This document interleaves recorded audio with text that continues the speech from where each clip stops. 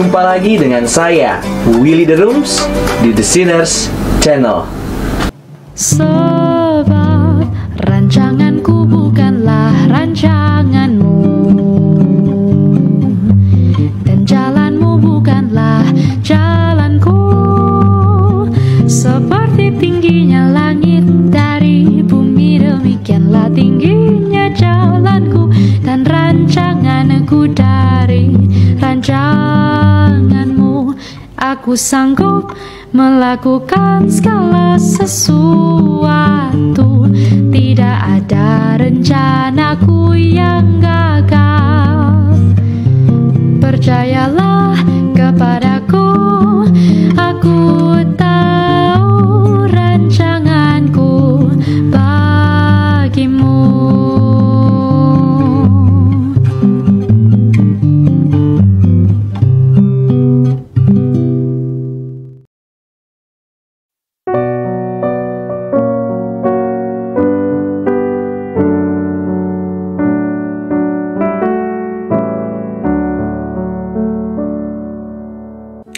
Apa penyebab Tuhan Yesus disalibkan?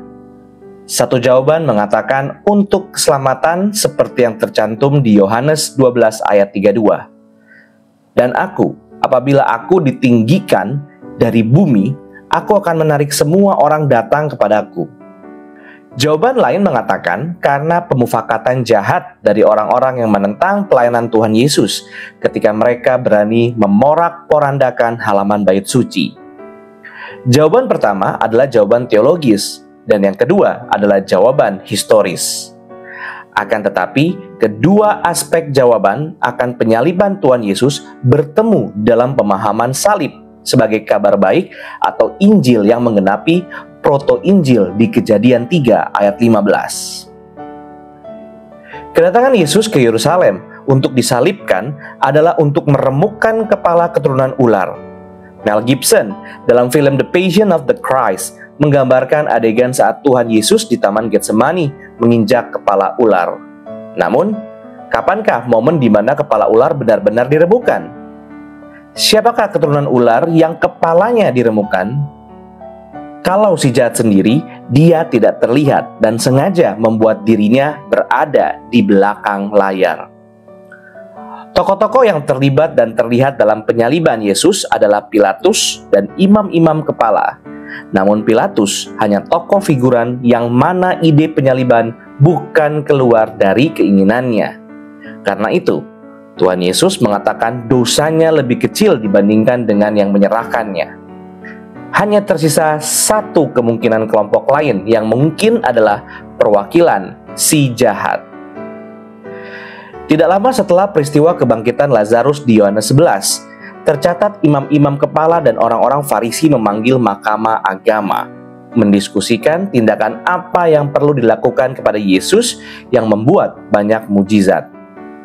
Di ayatnya yang ke-48, mereka mengandaikan apabila kita biarkan dia, maka semua orang akan percaya kepadanya, dan orang-orang Roma akan datang dan akan merampas tempat suci kita serta bangsa kita. Disusul di ayat 49-50. Tetapi seorang di antara mereka, yaitu Kayafas, imam besar pada tahun itu, berkata kepada mereka, "Kamu tidak tahu apa-apa dan kamu tidak insaf, bahwa lebih berguna bagimu jika satu orang mati untuk bangsa kita daripada seluruh bangsa kita ini binasa." Usulan untuk mematikan Yesus keluar dari mulut imam besar. Dalam perspektif Injil Matius 26, penulis mencatat diskusi di istana imam besar mengenai kapan pelaksanaan pembunuhan itu akan dilakukan, yaitu bukan pada hari perayaan Paskah, di ayat yang kelima, yang sudah dekat pelaksanaannya di dalam 2 hari lagi, dalam ayat yang kedua. Pembunuhan ini bisa saja dilakukan setelah hari Paskah, tetapi komplotan ini berikhtiar untuk lebih cepat lagi mengeksekusi rencana mereka. Usulan kematian dengan cara penyaliban baru muncul di persidangan Tuhan Yesus oleh Pilatus. Bukan dari Pilatus, melainkan dari mulut imam-imam, kepala, dan penjaga-penjaga. Jadi, siapakah yang menjadi keturunan si ular? Adalah imam besar dan imam-imam kepala. Tuhan Yesus dengan jelas mengecam iblis di Yohanes 8 ayat 44. Iblislah yang menjadi bapamu dan kamu ingin melakukan keinginan-keinginan bapamu. Ia adalah pembunuh manusia sejak semula dan tidak hidup dalam kebenaran. Sebab di dalam dia tidak ada kebenaran. Dari mulanya jabatan imam telah terkorupsi. Keadaan yang sudah menjalar di masa Imam Harun dan dua anaknya Nadab dan Abihu, Eli dan dua anaknya, hingga Hofni dan Pinehas. Keadaan tersebut sungguh mengerikan karena institusi dan jabatan kudus yang Tuhan sendiri dirikan menjadi pengejawantahan si jahat yang Tuhan dirikan ternyata melawan Tuhan sendiri dan menjadi keturunan si ular. Dengan cara apakah pembunuhan terhadap Tuhan Yesus dilakukan? Tuhan Yesus harus menanggung kutukan sehingga kematiannya tidak bisa tersembunyi di tempat tertutup. Salib itu sendiri mengandung keterkutukan seperti yang dikutip Paulus dari Ulangan 21 ayat 23 di Galatia 3 ayat 13. Terkutuklah orang yang tergantung di salib. Namun ada aspek keterkutukan lain dari kematian Yesus, yaitu harus terjadi di tempat terbuka.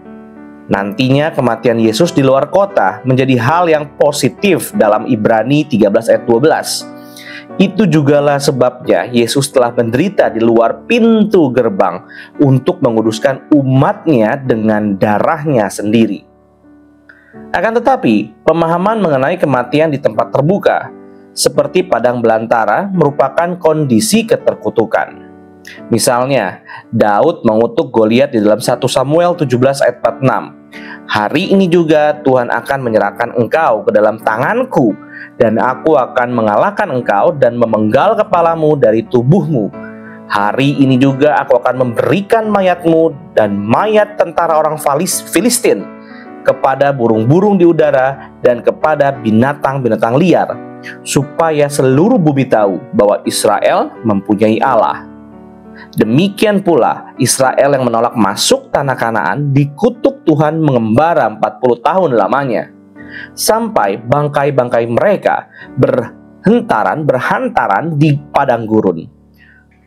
Tuhan Yesus pun mengetahui hal ini ketika mengatakan di Lukas 17 ayat 37, di mana ada mayat, di situ berkerumunan burung nasar. Namun Tuhan Yesus mengaitkan kematiannya di tempat terbuka dengan satu tema yang penting, yaitu mengenai kedatangan kerajaan Allah.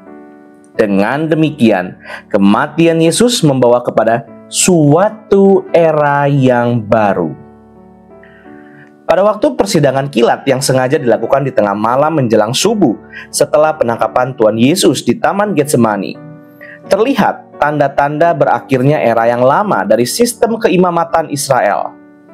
Penghakiman bukan dilakukan di rumah Allah, di mana imam besar perlu mawas diri bahwa dia sendiri adalah hamba bagi Allah yang kudus, melainkan terjadi di rumah imam besar, di mana Yesus yang adalah Allah diperlakukan lebih buruk dari seorang budak dan sebagai tawanan. Di sana kerusakan imam besar nampak jelas ketika mengadili dengan emosi yang memuncak dan melancarkan tuduhan palsu. Dengan berdiri dia bersumpah dengan menyebutkan nama Allah yang hidup hingga akhirnya mengoyakkan jubahnya dengan alasan dosa penghujatan. Pengoyakan jubah imam besar menjadi suatu penanda berakhirnya era keimamatan Lewi. Sebaliknya, penyaliban Yesus dalam ketelanjangan tubuhnya sebagai manusia menjadi penanda dimulainya keimamatan tingkatan Melkisedek. Di dalam persidangan Sanhedrin pada dini hari tersebut, Tuhan Yesus diludahi, dipukul, dan ditampar. Pada masa Daniel, yaitu di pasal 5, pemerintahan Raja Belsayar mengadakan perjamuan dan secara sembarangan memakai perkakas hasil rampasan dari bait suci untuk makan dan minum. Saat itu muncul tanda penghakiman Tuhan dalam bentuk tulisan Mene Mene Tekel Upharsin. Pemerintahan Belsayar berakhir pada malam itu juga. Yang dipegang, dipermainkan, bahkan dipukul dan ditampar bukanlah perkakas yang kudus, melainkan Sang Kudus sendiri dari Allah. Keimamatan Yahudi ditimbang oleh Allah, didapatinya terlalu ringan dan akan segera diakhirinya. Kapankah itu terjadi? Di atas kayu salib. Matius 27 ayat 50-51 menyatakan Yesus berseru pula dengan suara nyaring lalu menyerahkan nyawanya. Dan lihatlah, tabir bait suci terbelah dua dari atas sampai ke bawah. Dapat bandingkan Markus 15 ayat 37-38, Lukas 23 ayat 45-46. Berakhirlah era imam besar yang lama karena tidak layak dan sudah mengoyakkan pakaiannya. Bait Allah juga tidak lagi diperlukan fungsinya. Kematian Tuhan Yesus menggenapkan nubuatan remuknya kepala keturunan ular yang diwakili oleh para imam dan bait suci yang dihancurkan.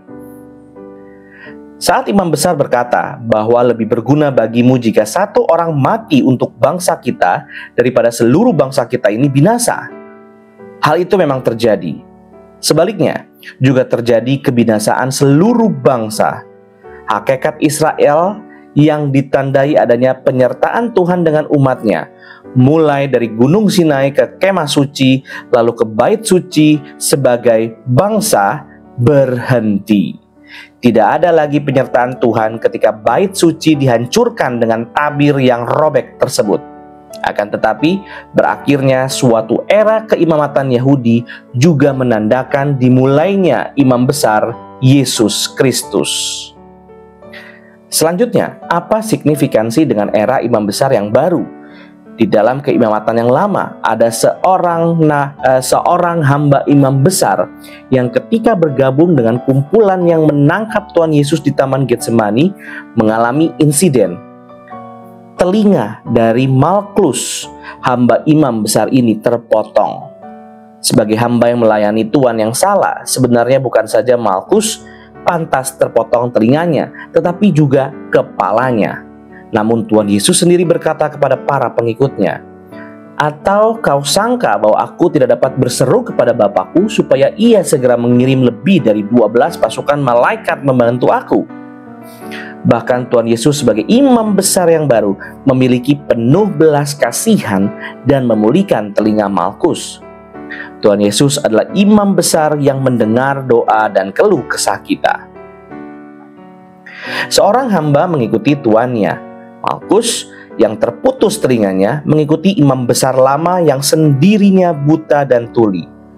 Ular yang sering menjadi gambaran setan adalah hewan yang tidak memiliki telinga. Demikianlah keturunan ular mengikuti bapaknya. Ketika pada hari kebangkitan Tuhan Yesus, imam-imam kepala ini menyuap serdadu-serdadu untuk berbohong akan peristiwa kebangkitan tersebut. Mereka yang fasih akan Taurat justru melanggar Taurat yang dengan jelas mengatakan bahwa suap membuat buta mata orang yang melihat atau yang bijaksana. Salah satu karakteristik kita yang melayani imam besar yang benar adalah pemakaian telinga kita. Kristus mengatakan, "Berbahagialah telinga yang mendengar." Samuel diajarkan imam besar Eli yang sendirinya gagal mendengar dan menjalankan firman Tuhan untuk memakai telinganya.